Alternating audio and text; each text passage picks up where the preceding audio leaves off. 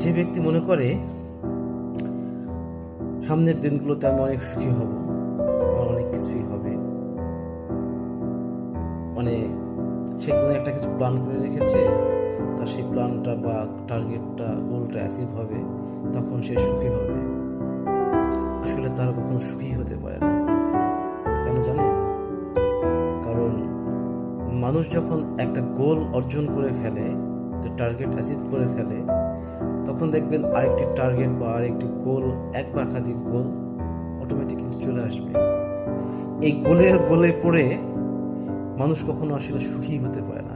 হ্যাঁ, সুখী হয়, তবে সেটা সাময়িক সময়ের জন্য।